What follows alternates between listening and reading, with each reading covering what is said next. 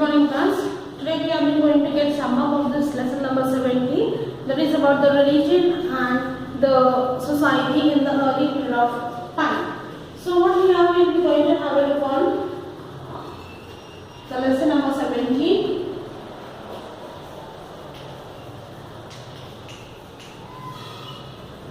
The 17th lesson what we will be going to have a look on religion and society in early period of time.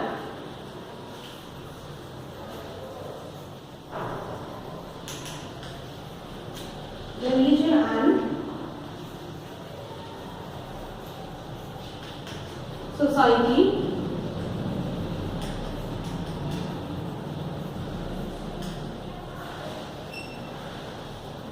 in early times. So in this lesson we have been told about the hunter-gatherers, how they used to hunt the animals, for what they used to pray. Overall, in detail about the hunter-gatherers, we have been saw different kinds of the tribal about the hunter-gatherers, to whom they used to worship, for what purpose. All we have been discussed about the hunter-gatherers. Next, the other one we had about the early farmers and herders. Early farmers, because in our early we have been discussing about the early period of time, like what they were, how they were, the farmers in what way. Then herders, the cattle taking care by the people. So what are they used to do it out, in what way they used to pray, for what animals, what type of cattle, like domestication of animals, what type of crops they used to grow. So at the same time they also being known by different names in different districts. All we have been discussed about the farmers and the herders. Next thing we have been getting to know about this Indus Valley civilization. So what is here Indus Valley civilization? It is one of the first civilization that has been took place in the subcontinent. Near to the map also has been given in your textbook, and the interior, the parts of the northern parts of India near to the rivers, foreign, they have been settled down Indus River Valley. Because of that, Indus Valley civilization has been settled. Regarding that, the first civilization of the subcontinent.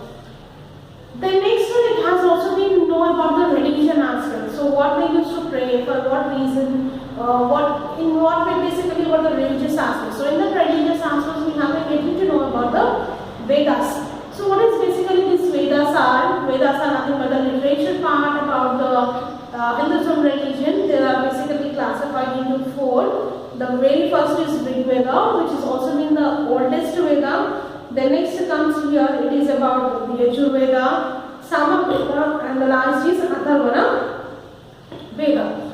Then who wrote this Vedas? Written by rishis, and it will be read out taught by the priest, or it will be done by the different kinds of ashrams or education institutions, with bit by bit they used to teach the children. So composing is writing part, learning and teaching. All this three, it will be used by the men. Only very few women, they will be going to get composed. They used to write these particular Vedas. It's nothing but the hymns. When any kind of rituals or yajnas will be performed, religious aspect, at the time these Vedas are being used. So regarding all this basic during very period of time, they had also made the society divided into four classifications, four varnas: Brahmin, Kshatriyas, Vaishyas and the Shudras. According to that, in this period of time only, the other Vedas has also been came into existence. So what are those other two Vedas? The other Vedas were Yajurveda and Atharvana Veda. In this period of time of Vedic period, Vedas are being also existed out. Then near the river Ganges and the Yamuna, the people they had been started settling down. They were using their like Jana group of people. They have been settled down. They have been worshipping these Janas. We know about it in First Empire, Jana, Mahajanapadas and Big Janapadas. So all that we have been getting to know. So what they used to perform, who need to perform what duties, how they need to perform. So on that basis, they have been made the society to be divisions into four aspects. So many they have been rejected, they did not like the idea about the society divisions. Next, we have also been saw about the megaliths. Megaliths means the big stone, big boulders, what it is, how it is, to whom they used to worship, the red ancestors of their families. Where is such kind of stones has been found out, in what way, or shapes, variations like rectangle, oval shape, semicircle. In our Telangana also we do have to find it in almost all the districts of our place. All it has been get found. So not only that one, we had also been saw in previous class about the as people Janas they came together, they had been settling down. They were getting to know about each other's religious ideas. This is what, that is here. They were trying to mingle up with different kinds of people of different backgrounds, like artisans, traders, farmers, herders, kings. All these they have been coming into contact with interaction between one set of people, of workers, to the other set of people. So in this regard, they have been exchanging their religious ideas of worshipping the nature, plants, trees, animals, all for what they used to worship, why it has been necessary, and even the dead ancestors also they used to worship. So in that period of time, they have been arose with a questioning, they have been getting into their mind. Like two questions we have been discussed yesterday. What was that means? What happens after the death? So here we have been told about the story of the small boy, that Nishiketa between Lord Yama, the god of death, that has been took from a book called Katama, the nation's like play, to give the answer what happened. Actually, what happens after the death, how a person will be remembered. So regard to that one, what will not will never be going to get perish, which is not going to spoil, which is not going to end. This is also the other question. So in this regard, what the person need to do it, or the person need to do the good things, good helping the people, all this the person will be going to get remembered, to know about the universe, to know about their Atma soul. We need to do the complete thorough meditations, not hurting the any smallest to the smallest the living creature, no way of bad. So basically all the good things in that manner only the person is being able to remember out, and to attain the peace, to attain, to know about this Brahman, we need to do all the complete very hard meditations. Now here the last three will be going to have know about the Parivrajaka's. So what is here textual page of 151, Parivrajaka's. So what this Parivrajaka's deals about is the wanderers people.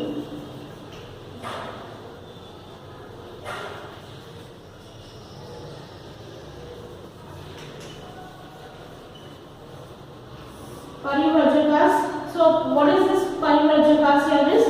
They are known as wanderers.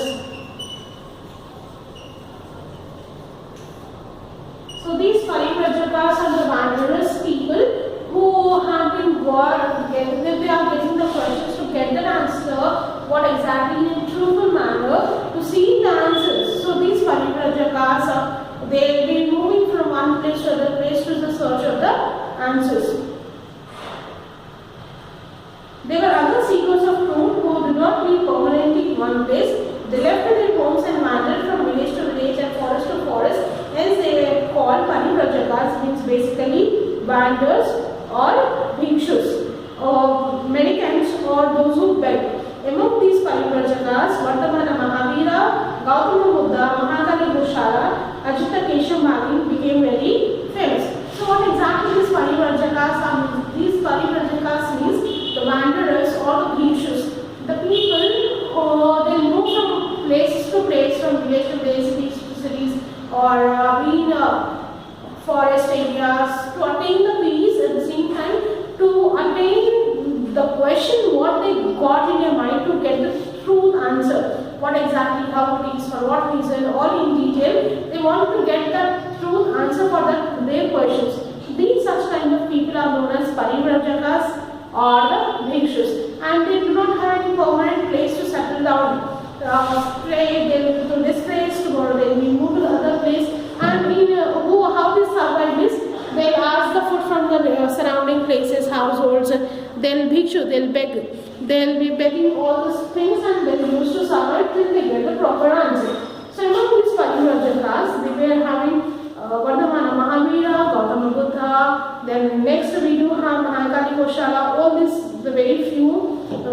Parivrjagas.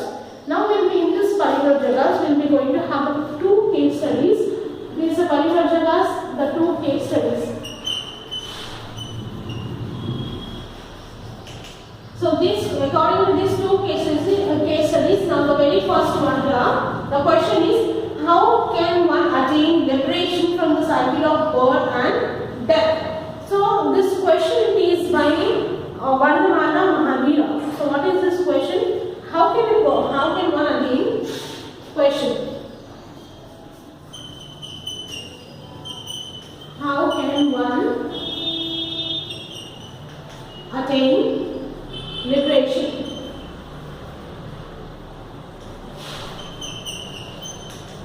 Liberation from the cycle of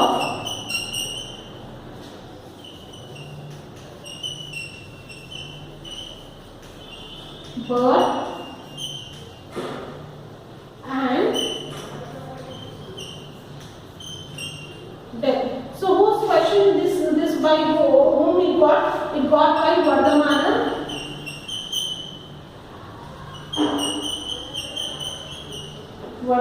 Mahavira.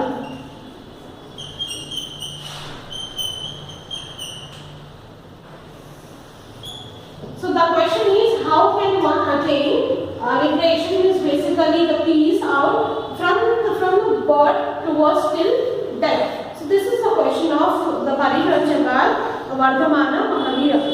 Vardhamana Mahavira was born in a Ghanasanga. Ghanasanga means kingdom. He left his family and home at the age of 30 and became Parivrjaga. He was seeking an answer to the question, how can we get rid of the cycle of birth and death in this world? So what he is this Vardhamana Mahavira, he belongs to Ghanasanga. He belongs to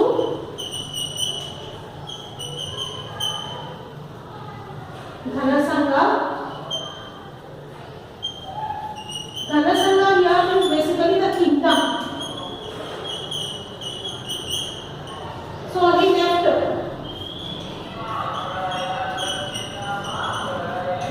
his kingdom and family.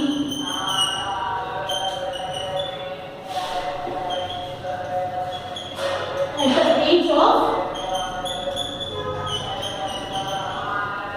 30 years. So he belongs to this very well-to-do family, the kingdom family, is known as Ghanasanga. So to get this question answer, he has left his family, his kingdom at the age of 30 years. After 12.5 years of meditation and hard penance, Mahavira finally found an answer to his question. So after how many years he had been got? After 12.5 years of meditation and penance. Practice of self, not hurting others. 12.5 hours means basically 30 years he has been left his presence to basically 30 plus 12. 52 half year. When he was in the age of 52 half, then at the period of age of his time, he has been got the answer to this question. Mahavira thought that when we inflict sorrow on the living beings, we add to our lot of sins. Therefore, as far as possible, we should avoid hurting any living being, however small. In order to become free from our burden of the previous sin, we must be austere, put our body through a lot of hardship and perform penance. In this way, we can be freed of our sins and become liberated. So here, what the solution for him he got? The solution is, we should not hurt any living creature. So this Mahavira, what solution he got? We should not hurt living creature. We should not hurt any living creature. And this will lead to the sense. Sense means the part, what we can say, hurting the others. Even how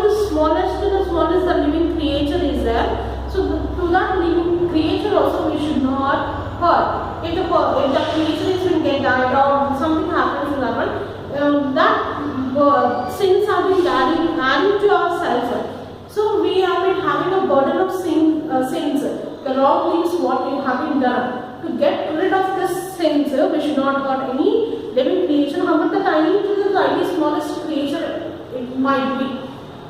To get rid of whatever the things you have been done now, we need to do more, like completely become liberated, means free from bad things, nor hurting the any living creature, and we should need to put on a lot of hardship, controlling, desire, austerity, like self, helping, not hurting. So all in this way, then only we will be having the peace from God towards in the death. Mahavira kept evangelism to spread his teachings among the people. A large number of people began to follow his preachings. Thus began Jainism.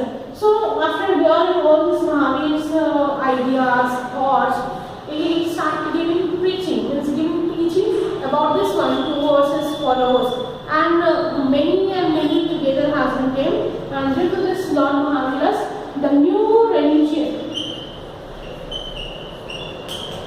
So what is the new religion has been came into existence? That religion it has been came of Jainism.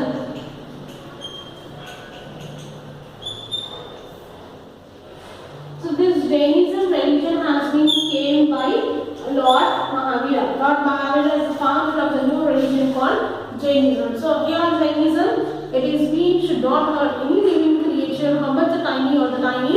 If you want to get rid of our problem, our sins, what we have been consumed, that one, we need to be get by very hardship or the penance we need to do it out. Then only we can attain the liberation from the God through till the death. Now, second case study about the Parivrajaka. Why there is a sorrow in the world? How can one attain freedom from the sorrow? Now, the second question. So, what is the second question by second this Parivrajaka? The person is why there is sorrow? Why there is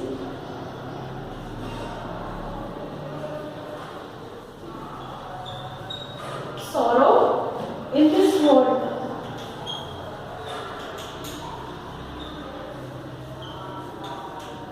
How can one attain? How can one attain freedom from sorrow? And this question has been got by Gautama Buddha.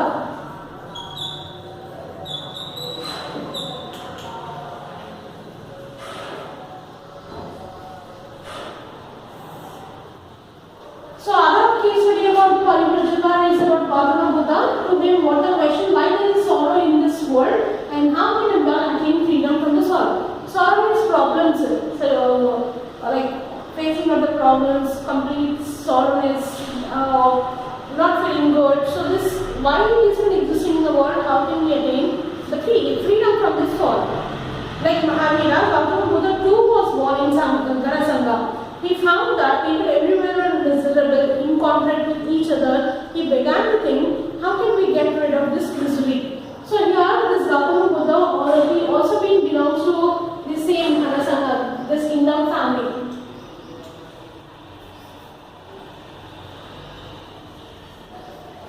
He belongs to this Sangha, same like kingdom family of like how Mahavira was being belongs. He also belongs to the complete kingdom family. Wherever he will go, he find out the miseries.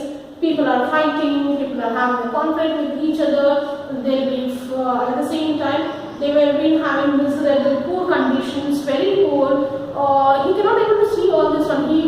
In his mind, it was been happening out. Like why this misery is, why there is a fighting for what all these are. Gautama also left his family at home in search of the answer to such questions. He became a Parivrajaka after years of penance and meditation, arrived at answer to these questions. So what he is saying, same like Mahavira, he belongs to this Sangha kingdom, he left his kingdom, his family to search, because wherever he is going, he is finding out these miseries, people are suffering, people are not having the food, fighting, crying, everything he was witnessing all this aspect. So after years and years of his complete meditation, complete peace, self-control, got the solution to this answer. So what, according to Gautama Buddha, sorrow is caused by excessive carving and desire. We can attain freedom from sorrow if we control our desires. So sorrow, what is the main important aspect of this sorrow? We can get control. So this is cause of the sorrow. Why it has been get caused? Because we have been getting into sorrow because of excessive carving.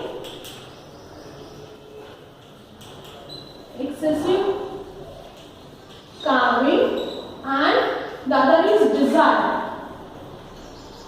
So these are two main reasons. Because of that, the sorrow is being going to take us. Excessive carving means I have pencil basically, but I want that company pen or that model. Other companies that different color. Means more and more desire. Same aspect of desire.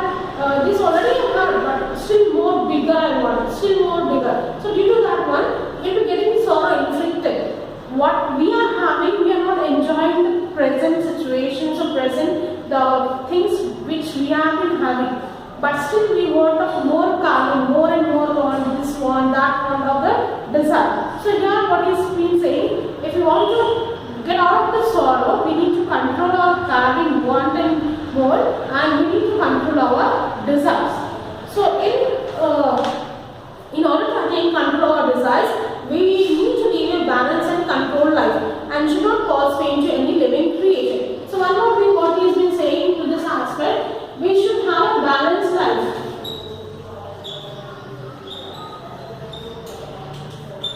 So in this balanced life, how we need to have a balanced life is, this balanced life is we need to have to control.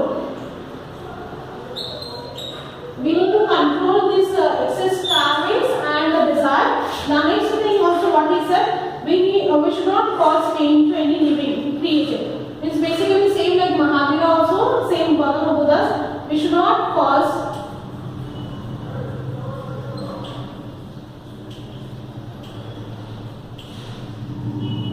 pain to any living creature. So basic thing is about the Gautama Buddha, what he is saying we should not cause any pain to any living creature, like how same as of Lord Mahavira has been said. Then next important thing what he said is we need to have a balanced life, not high of desires, not low of the desires. So we need to maintain balance. In what way? Control. What we require, what we have, we need to get satisfied with that one. So when we say it is working, we need to have with that one. We are in a house, living conditions good, not in a bigger palaces or building. So that excessive carving and desire should need to be get controlled, and due to that one we will be having the balanced life. So basically we should, what is being said, avoid two extremes. One extreme is extreme penance and extreme pleasure. So in this regard of balanced life, how, in what aspect he has been saying, this balanced aspect he has been saying extremes. Classify this balanced life into two extremes. One is of extreme penance. Penance basically here the poor, very poor misery, or extreme pleasure. Pleasure, happy. So here we want the balanced life, how we can attain this with the help of control. With how controlling? With the exist of extremes, two extremes. One should not be very extreme pleasure of happy, like what is been happening, not about the future. Presently getting more and more pleasure, enjoying, using what is money spending, all this kind of extreme pleasure. Then extreme penance, very poor condition, not living, not even having the basic one time of food. So this should not be too extreme of pleasure and too extreme of the penance. It should not be going to happen. So it should be of the balance one, not that much of high, not that much of low. So that is why Buddhism is also saying the great middle path. The teachings of Buddha came to be known as Buddhism. So his teachings about this balanced life, not hurting, so all this one, so it became to follow. So this has been given to the new religion called Buddhism.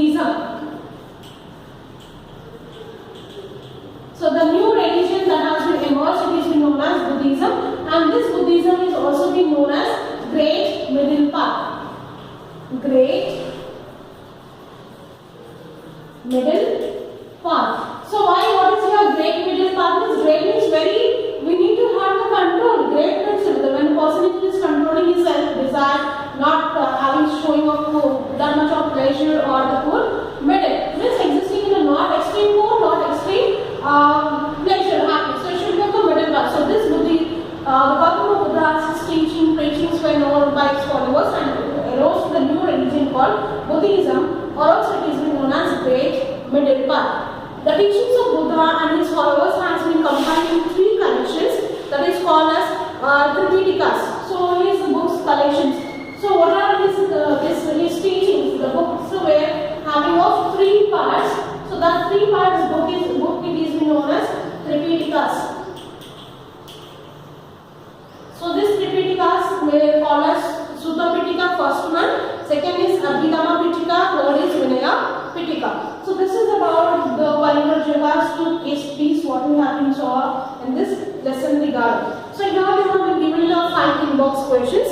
What is the question to which Nachiketa was seeking an answer? What was the question for Nachiketa? So what happens after the death? Next, who were the rishis seeking? What were the rishis seeking? Rishis who those will be compile this Vedas. What they want? Religious aspect of the yajnas, Vedic mantras, all this is about.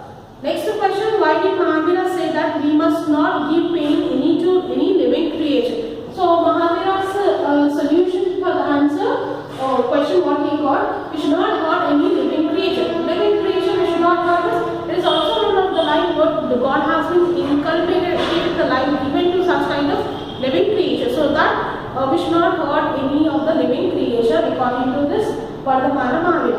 4th question, why did Buddha suggest as a way of get rid of misery? So Gautama Buddha's to his question, what the answer is that the person need to have a balanced life.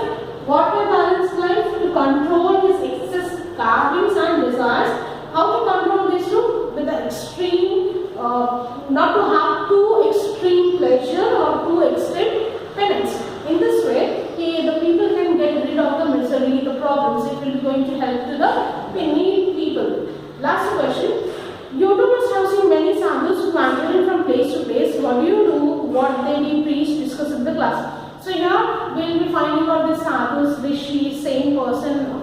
They will be moving from one place to the place. Sometimes they will tell in the form of stories, or they will sing and they will wander out. So these also persons they will be getting to know the questions to them, the answers. This is about the sadhus. So in this lesson we have been shown about from early period of time to till presently how the people they used to worship the different kinds of religions and how the 2 new religions has also been came into existence. From hunter-gatherers to till now, the 2 new religions, one is the Jainism, other is about the Buddhism, how the new religions has been came into existence. So this is what about your religion society from the early period of time till present.